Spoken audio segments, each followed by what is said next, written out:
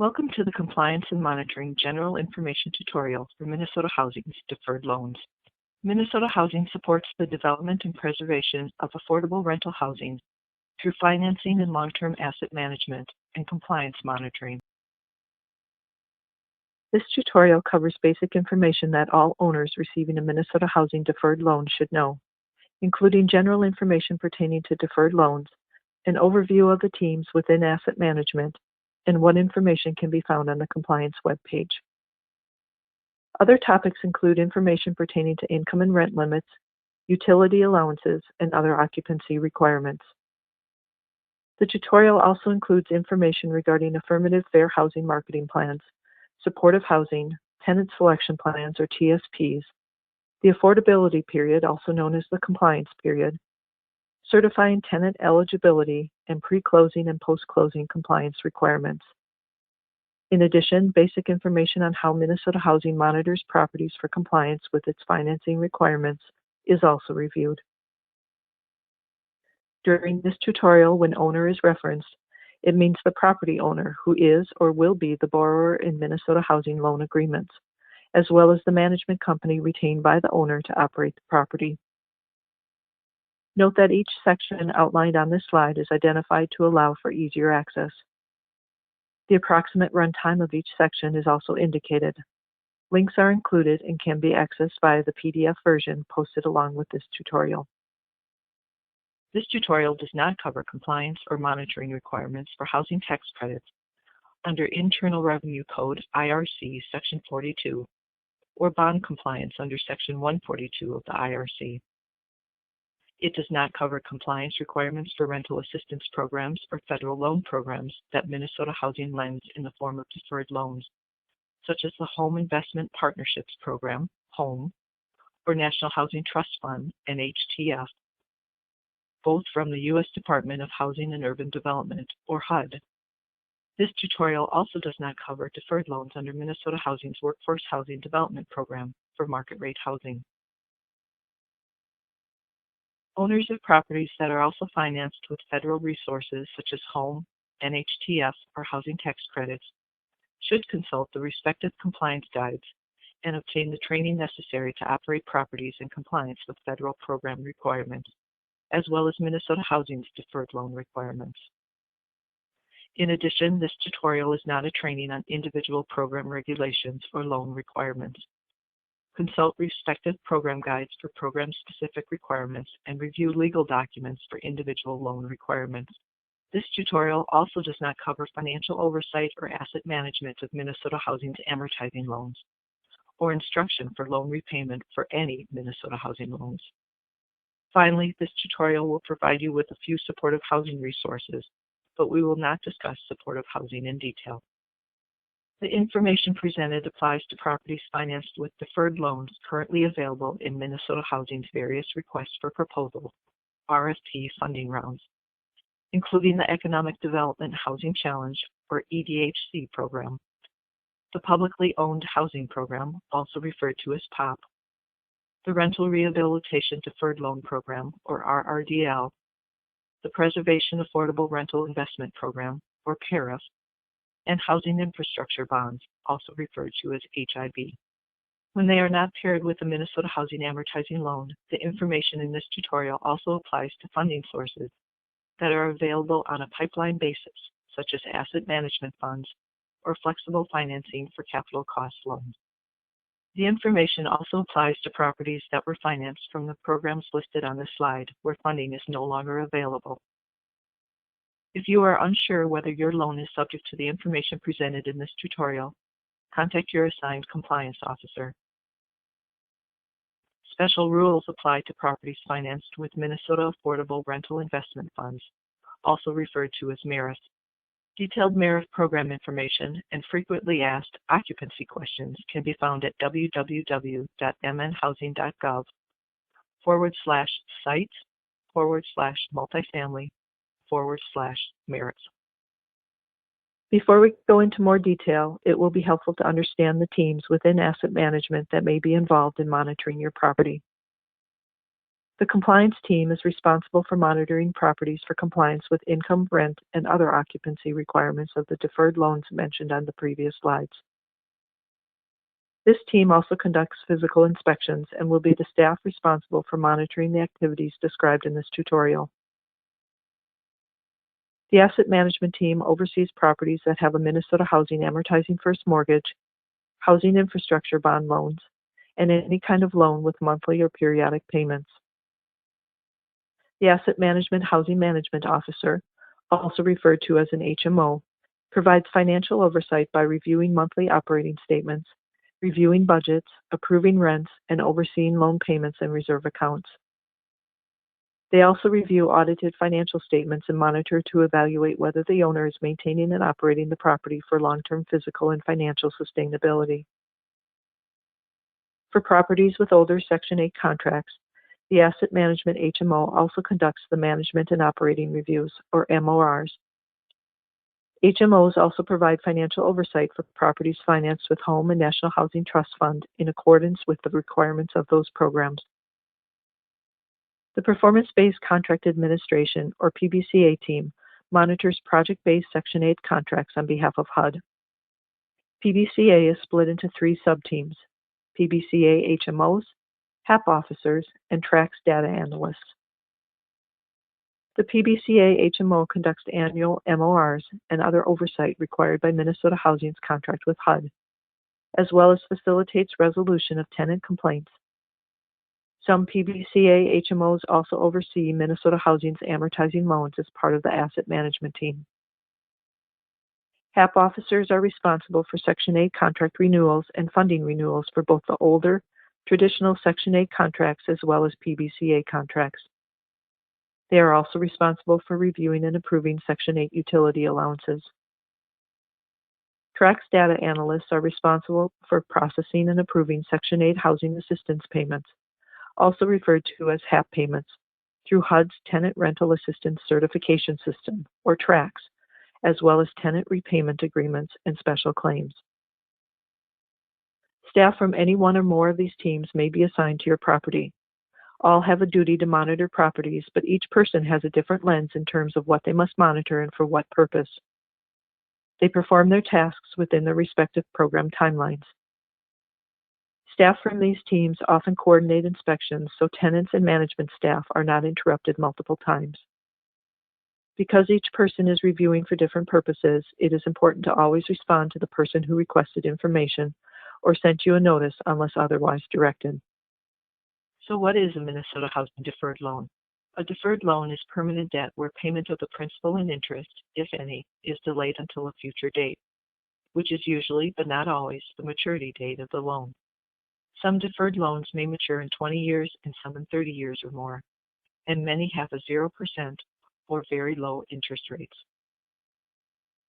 Some loans may be structured to be forgiven or partially forgiven at loan maturity if there is no event of default, meaning the owner has complied with all loan requirements, but most require repayment of the entire loan balance plus interest, if any, upon the maturity date of the loan or upon repayment of senior debt.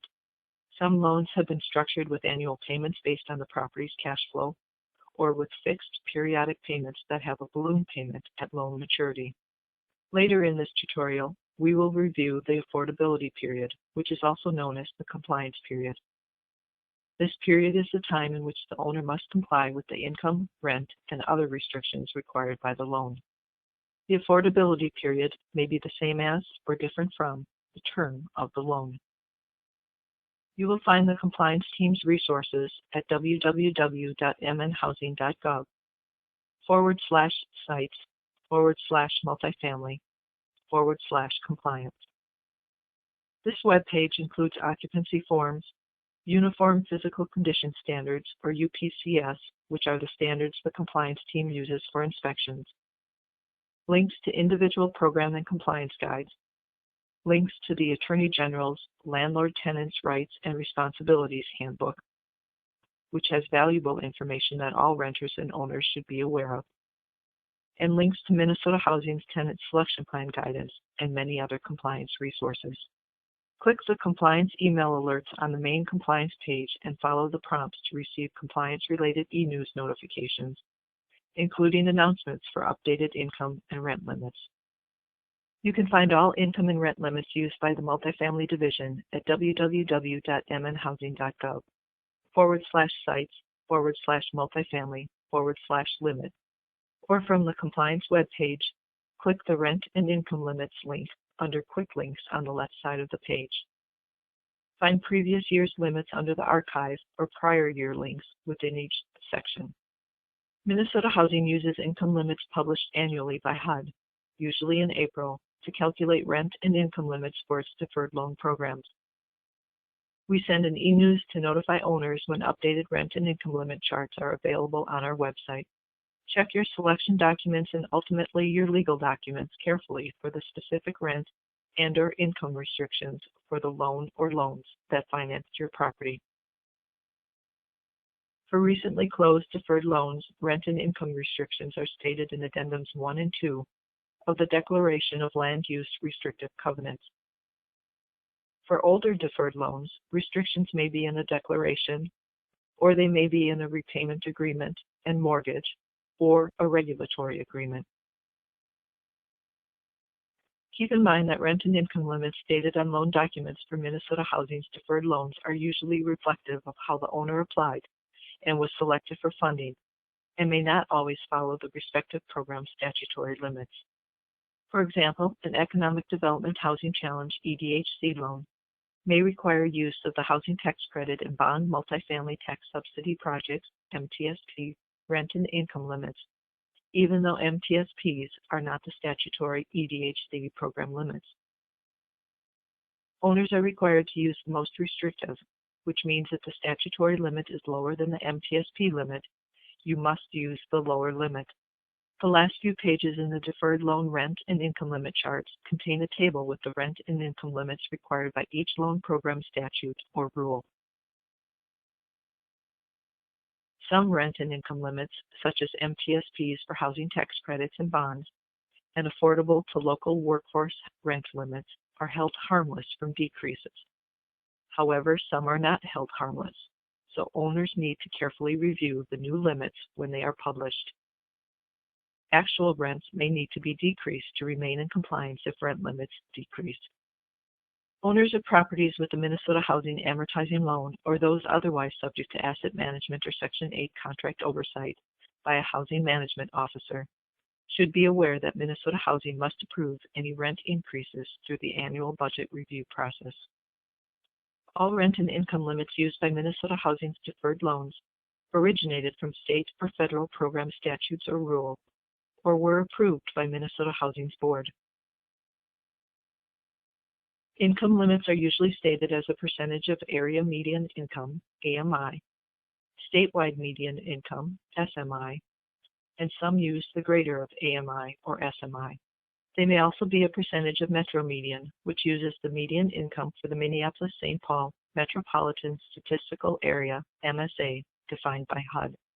When the metro median is used in properties outside the Minneapolis-St. Paul MSA, the properties use the same limits as properties inside the Minneapolis-St. Paul MSA.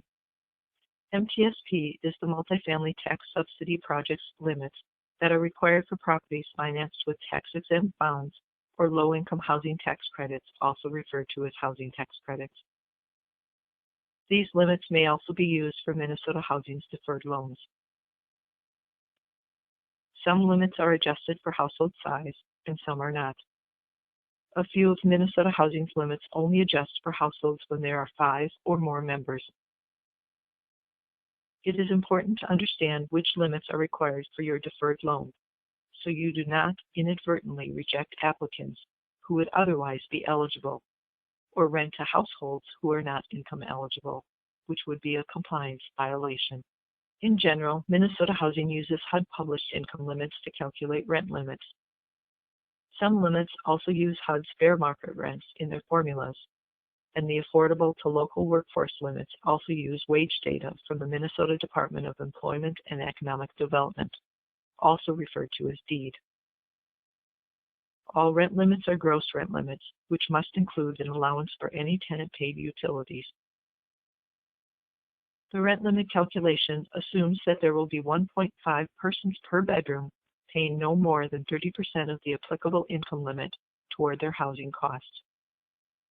Note that zero-bedroom efficiency, single-room occupancy, or SRO use the one-person limit. This is consistent with rent limit calculations used for most federal programs. For example, at 1.5 persons per bedroom, the rent limit calculation for a two-bedroom unit would start with the three-person income limit. Multiply the three-person income limit by 30% and divide by 12 months to get the monthly gross rent limit. Drop any cents, do not ever round up. To calculate a one-bedroom unit rent limit, start by averaging the one-person income limit with the two-person income limit to get 1.5 persons. The rent and income calculations are done for you in the charts we publish on our website. If you think the income and rent limits stated in your legal agreements are not represented in any of Minnesota Housing's published charts, contact your assigned compliance officer. Utilities are an essential housing cost. Therefore, gross rents must include an allowance for any tenant-paid utilities. If the owner pays all utilities, the utility allowance, referred to as the UA, is $0. However, if tenants are responsible for paying any utilities, the owner must obtain a schedule of UAs from the local Public Housing Authority, or PHA, or from the local Housing and Redevelopment Authority, also known as an HRA, that administers Section 8 housing choice vouchers in the area the property is located. It is the owner's responsibility to obtain and update UAs at least annually. Minnesota Housing will not provide owners with UAs. Owners have 90 days to implement new utility allowances and may need to decrease tenant rents if an increase in utility allowances causes the rents to exceed the allowable rent limit. The UA and source documentation from the HRA or PHA for the current year and 2 prior years will be reviewed as part of Minnesota Housing's periodic inspection, so it is important to retain them with your property records. Properties with project-based Section 8, United States Department of Agriculture, USDA Rural Development Financing, housing tax credits, home, and National Housing Trust Fund funds have specific utility allowance requirements. So if your property is blended with any of these, consult the respective program guides. Many PHAs and HRAs post their UAs on their website. If they do not, you may need to contact them directly. You will find it most efficient if you ask to speak with a staff person in the Section 8 Housing Choice Voucher Department, as the main receptionist may not know what a UA is. This slide provides an example of what a typical UA from a local PHA looks like. The first thing you should look for is the effective date. If the effective date is more than a year old, contact staff at the PHA or HRA directly and ask if there has been an update. If they tell you the UA has not been updated and you have the current version, document your conversation, date contact was made, what was asked and answered, and name and phone number of the person you spoke with, and keep this with your property records. Submit this with your UA source documentation when utility allowances are reviewed by a compliance officer to demonstrate that you have updated the UA annually. The UAs use different numbers for apartments versus townhomes versus single-family dwellings because utility costs are different based on the type of construction. Be sure to use the correct figures based on the type of units in your property. In the example on the slide, which is for an apartment dwelling, residents in zero-bedroom units are required to pay for electricity, sometimes referred to as unit electric or other electric -lights. In this example, the units have electric stoves, so you must also factor in cooking electric. Based on these figures, the UA for a zero-bedroom unit is $39 per month starting on 10/1/2019. $5 for cooking electric plus $34 for unit other electric lights, which also includes electric appliances and anything plugged into an electrical outlet. If the rent limit is $600 and the UA is $39, The owner cannot charge a tenant more than $561 per month for rent. In this same example, if the unit has a gas stove, the UA would be $37 because the UA for cooking gas is only $3, as opposed to the $5 for cooking electric. If the residents also paid for gas heat, you would include an additional $30 and the UA would be $67. What would the UA be for one-bedroom units where the residents pay for electric only and units have electric stoves? If you said $44, give yourself a gold star.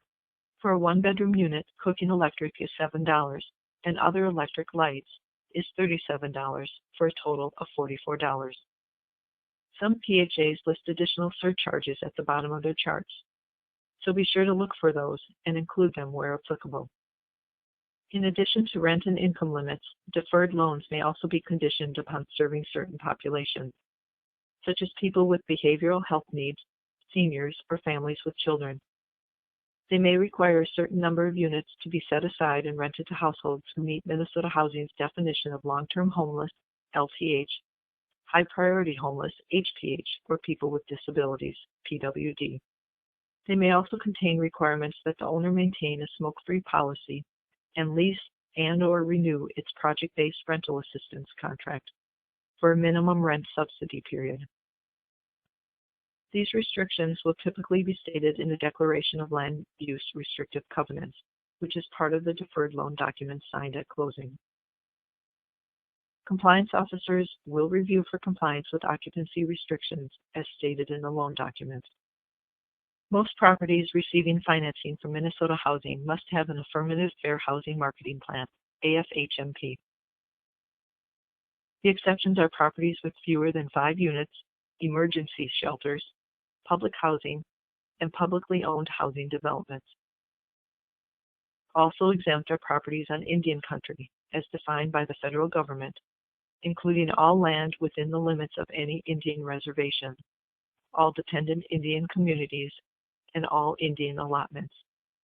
You will find detailed instructions and a very helpful toolkit to assist you in preparing your AFHMP on our Fair Housing webpage at www.mnhousing.gov/sites/NP/Fair Housing. Properties that have USDA Rural Development Rental Assistance or a Rural Development Loan must follow Rural Development's AFHMP process. Developments that are covered under Performance-Based Contract Administration, PBCA, will continue to follow HUD's AFHMP process. For properties that are supportive housing or have units set aside for people who meet Minnesota Housing's definition of long-term homeless or high-priority homeless, refer to the Supportive Housing Information and Resources publication at www.mnhousing.gov/sites/multifamily/service providers for occupancy guidance, including tenant screening, selection and retention plans, lease up, vacancies, homeless management and information system, HMIS reporting requirements, and determining tenant rents in supportive housing. This webpage also contains guidance for filling LTH or HPH units when there is not an eligible household on the Coordinated Entry CE waiting list for supportive housing. You will also find Minnesota Housing's Tenant Selection Plan guidelines on this page. Owners are encouraged to recognize that LTH and HPH units are intended to house people who often have poor credit, poor rental histories, or criminal backgrounds. To the extent permitted by the rules and regulations related to the type of housing providers are encouraged to adopt lenient and flexible criteria regarding these common barriers when creating a tenant selection plan. The requirement to comply with Minnesota Housing's loans begins on the date a loan closes. Owners of properties that are occupied must prepare in advance of the closing date to meet their compliance requirements, especially if the property is not already subject to certifying tenant income. For new construction, compliance is gradually met as newly constructed units lease up. The principles we will review regarding vacant units will also apply to newly constructed units. Many loans have a minimum affordability period. That is, a minimum number of years the owner must comply with the income, rent, and occupancy requirements, even if the loan is repaid or forgiven. Many loans have a 15-year minimum affordability period, but some may be more than 15 years and some may be less. Check your program guide and/or loan documents carefully for language regarding a minimum affordability period. Most affordability periods end at loan maturity. One notable exception are publicly owned housing program or POP loans. These loans require a minimum affordability period of 35 years after the loan closes, even though the loan is forgiven after 20 years. When an owner receives a selection letter from Minnesota Housing or submits an application for available pipeline funds, the owner should understand what the rent and income limits for the loan will be. In order to position an occupied property to be compliant with rent, income, and other occupancy restrictions when the loan closes, the owner needs to begin certifying tenant eligibility for existing residents long before the loan is scheduled to close.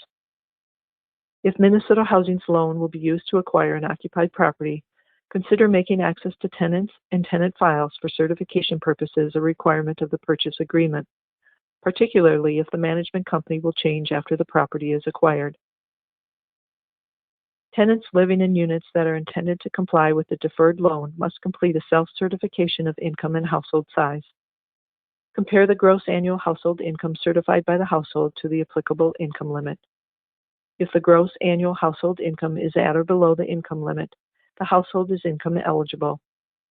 If the gross annual household income is above the income limit, even by a penny, the household is not income eligible.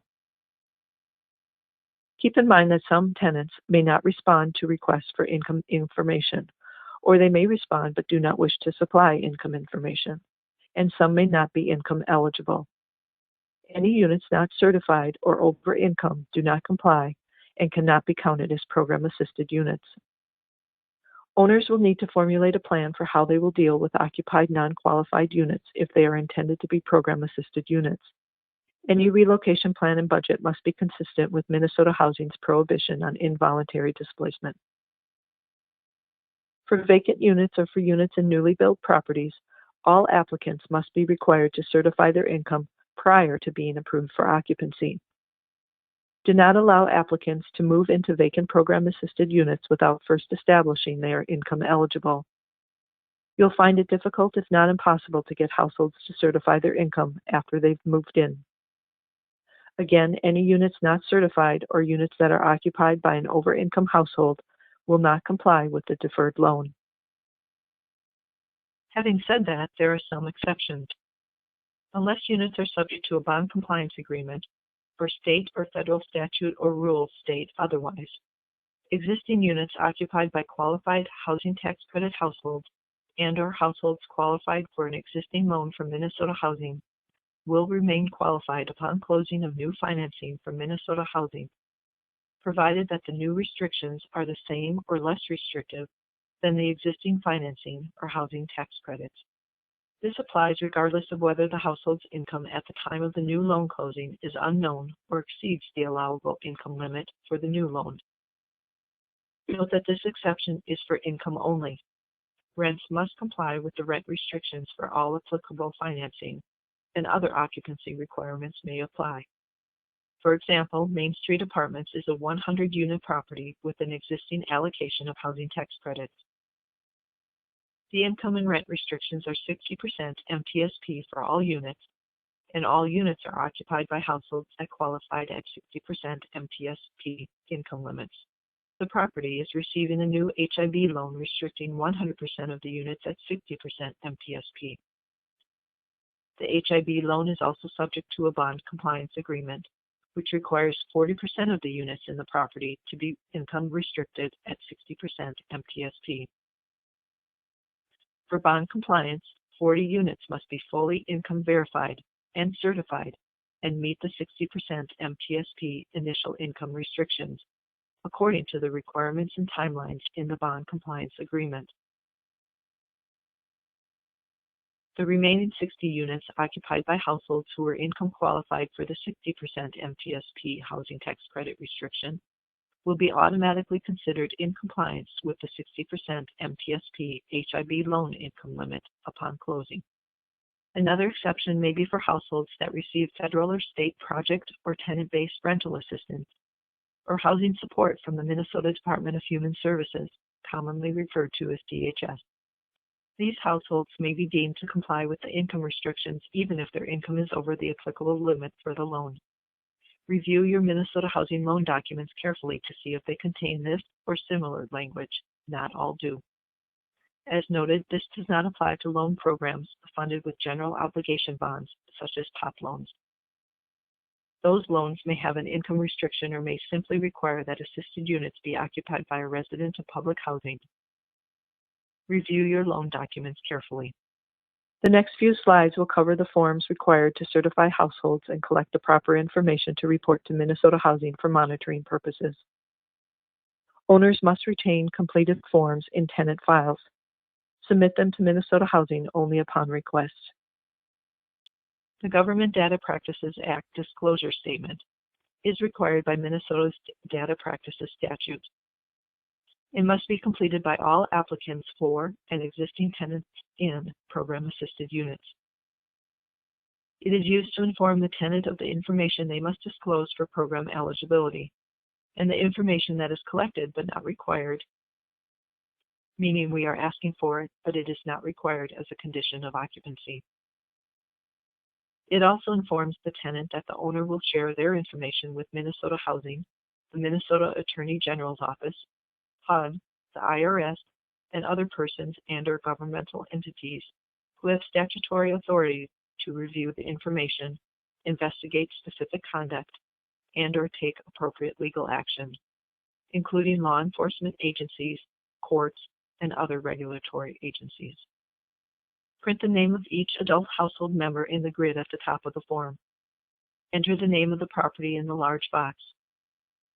Check the appropriate box or boxes in the second section on the first page to indicate what attachment applies to the individual unit based on the program or programs that funded it. Most deferred loans use attachment number 3. All adult household members must sign and date the form, and owners must supply the resident with a copy. Owners may provide a hard paper copy or an electronic copy. Owners must take the appropriate steps to protect private data, including not sharing private data with anyone not authorized by the resident, and to safely and securely dispose of any documents containing personally identifiable information. Shredding is the most common way to dispose of private data. The initial occupancy statement by tenant is Minnesota Housing's self-certification of income form for deferred loans.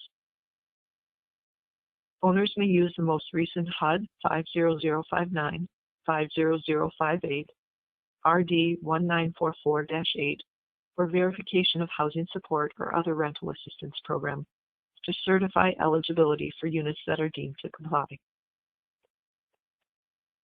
Or if you are required to verify and certify income for another funding source such as housing tax credits, home, or National Housing Trust Fund funds, you may use the tenant income certification form required by those programs.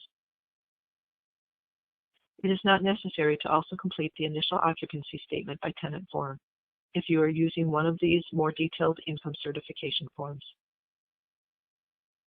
Assuming no other certification is being used, have the head of household complete, sign, and date Part 1 to certify the total gross annual income for all household members and the number of persons who will occupy the unit.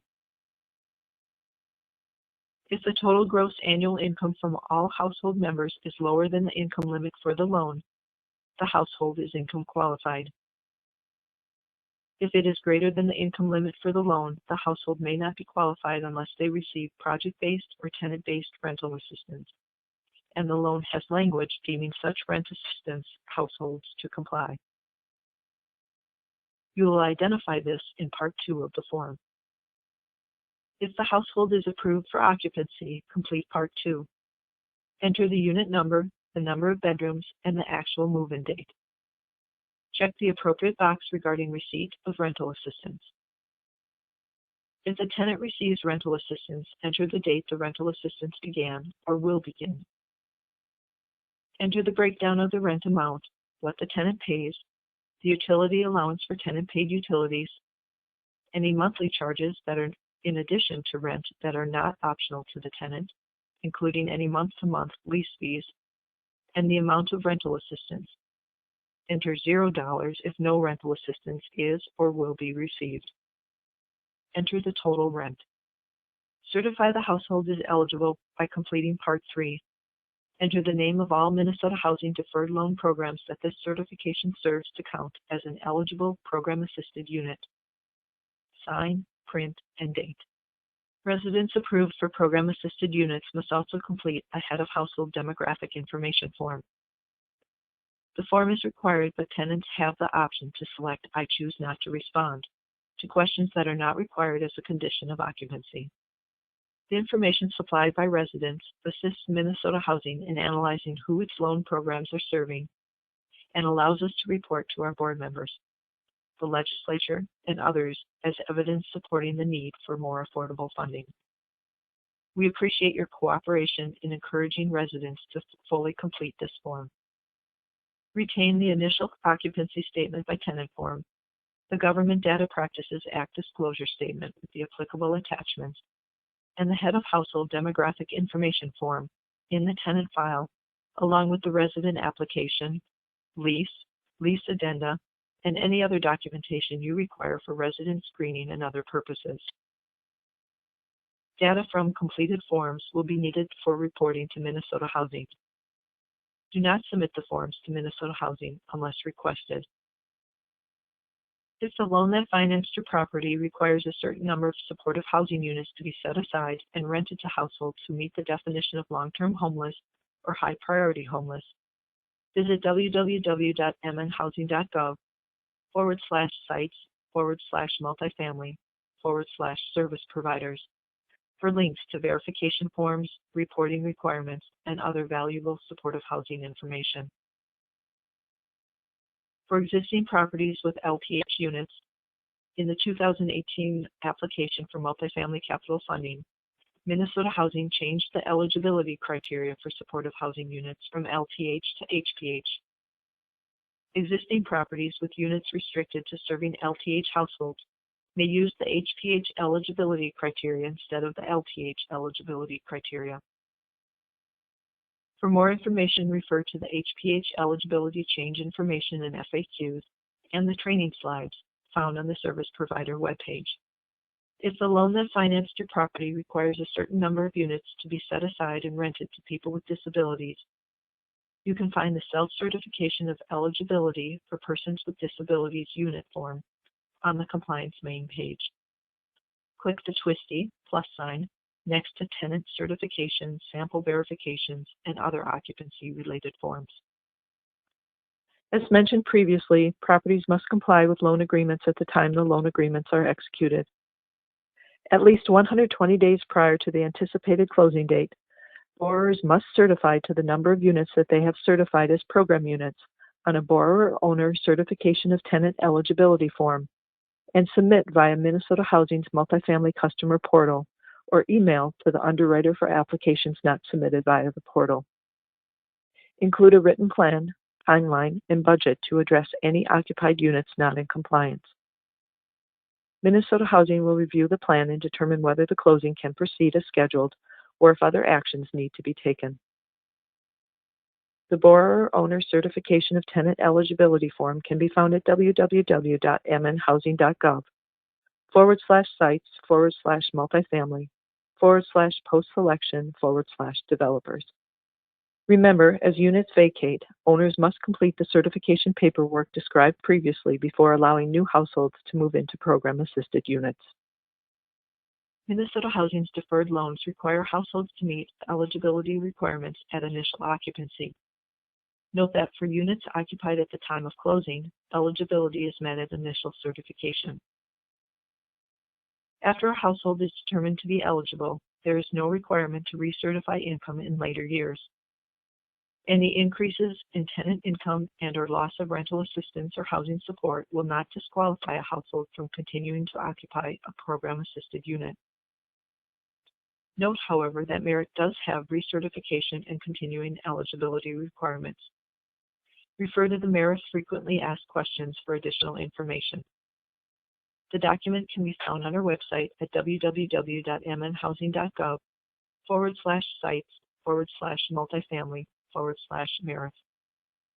Non-qualified households may become qualified for a program-assisted unit if their household income decreases below the applicable income limit, income limits increase, or if the household begins to receive rental assistance or housing support. These households should complete the certification paperwork described in previous slides to qualify. For example, Mary and John Smith occupy Unit 202 at the time a Minnesota Housing Deferred loan closes. The Smiths are not income eligible for a program-assisted unit because their income is above the applicable limit, and they do not receive rental assistance. The owner may not count Unit 202 as a program-assisted unit at the time the loan closes. The loan allows for a small number of unrestricted units, therefore the loan is in compliance at closing. At a later time during their occupancy, the Smiths' gross annual household income decreases below the applicable income limit for the Minnesota Housing Deferred loan that financed the property. The owner may now certify the Smith household, adjust the rent if needed so it is below the allowable rent limit, and count Unit 202 as a program-assisted unit. After a loan closes, Minnesota Housing staff will send the owner an email with the username and password, as well as login instructions for its compliance reporting and monitoring system known as the Property Online Reporting Tool, PORT. The owner will also be provided with contact information for the assigned compliance officer. We encourage owners to log in and review the information set up in PORT for accuracy, and notify the assigned compliance officer if there are any errors. Visit our compliance webpage and click the twisty + sign at the PORT heading for access to the user guide and other helpful information. Each year, on or before February 15th or the next business day, owners must log into PORT and submit an annual certification of compliance, as well as occupancy data for all units in the property for the prior calendar year. An e-news reminder is sent in December and January. Reporting and monitoring is required until the end of the last full year of the compliance period. After February 15th, compliance officers review the annual owner certification and occupancy data for compliance with the requirements of the loan. The compliance officer will send an email with the results of their review. Failure to complete an owner certification or submit occupancy information is considered non-compliant. Each year, both the property manager and the service provider individually complete an online survey about each property with LTH/HPH units.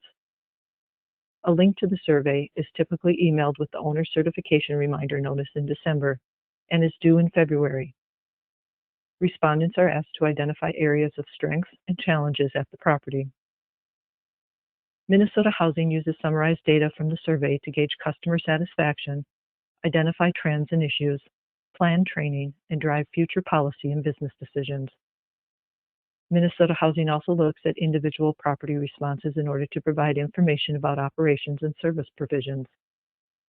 The survey is an important tool used to better understand Minnesota Housing's supportive housing portfolio. Minnesota Housing recently updated its policy regarding annual operating data reports. In accordance with the property's loan documents, owners of properties financed with Minnesota Housing's deferred loans must continue to maintain annual operating data as part of the property's books and records, and must make it available to Minnesota Housing upon request. Minnesota Housing no longer requires owners to submit annual operating data in PORT. The first inspection will be scheduled the year following loan closing. Subsequent inspections will be scheduled every 3 to 5 years, depending on the aggregate amount of Minnesota Housing's loan or loans until the last full year of the compliance period. If a property also has housing tax credits, home, or National Housing Trust Fund funds, inspections will be conducted according to the schedule and requirements of the federal program. For properties subject to inspections by asset management for a Minnesota Housing amortizing loan, or by HUD's Real Estate Assessment Center, REAC, USDA Rural Development, or other governmental entity, inspections will be coordinated to the extent possible to avoid duplication. The inspection begins with the request to review administrative records. Owners must complete a compliance review information and request for administrative records form, which gives the compliance officer updated information on the property and its non-financial operations.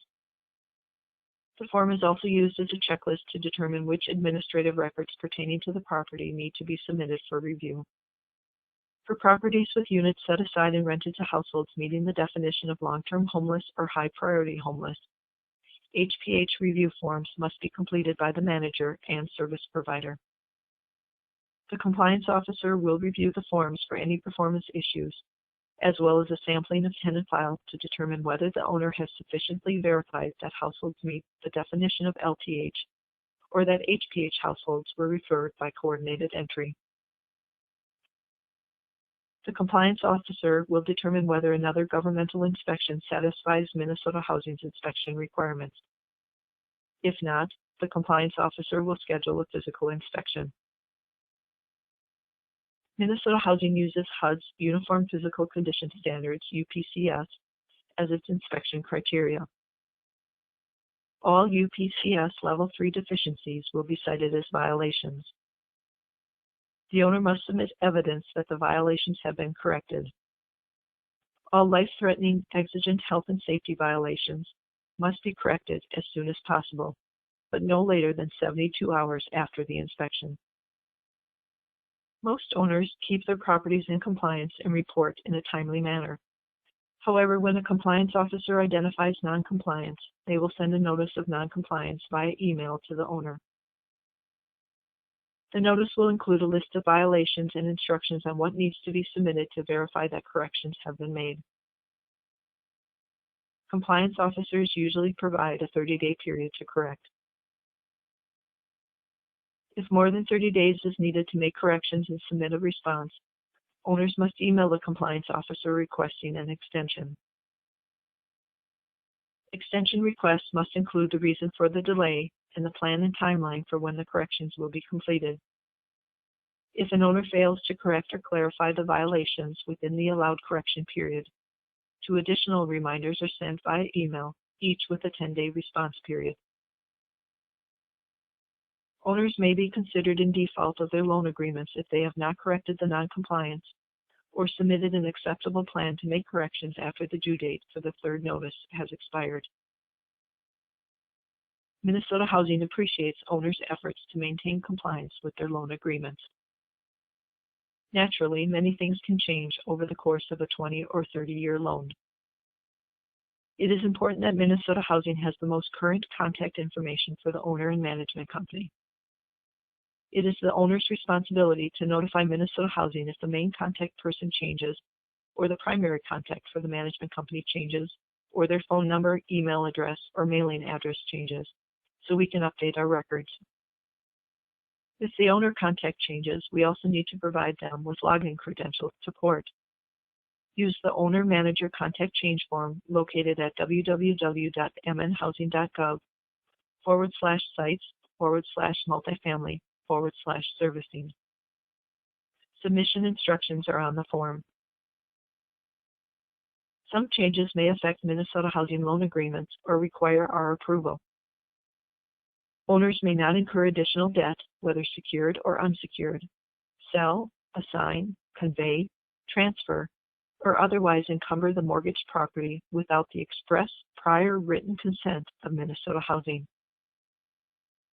This includes, but is not limited to, activities such as granting an easement, selling or conveying any portion of the mortgaged property, or transferring a substantial interest of the borrower, as further described in the mortgage. Unapproved activities can create events of default under the loan documents and may lead to legal action such as acceleration of the loan or foreclosure of the mortgage. Our request for action, RFA process, is used for loan servicing and other property change requests. You must complete an RFA for all servicing requests. Additionally, proposed changes in use of a property, change in resident population served or unit count, unit reconfiguration or alterations to the property, or change in the management company will require submission of an RFA. The RFA form can be found at www.mnhousing.gov/sites/multifamily/servicing. It is important to submit the RFA before the change is made, or you risk being in default of your loan agreements. When in doubt, contact your assigned housing management officer or compliance officer to help ensure compliance with your loan documents. This concludes the Deferred Loan Compliance and Monitoring General Information tutorial. If you have questions that were not answered during this tutorial, please contact your assigned compliance officer or the Multifamily Compliance Manager, Renee Dickinson, at renee.dickinson@state.mn.us or 651-296-9491.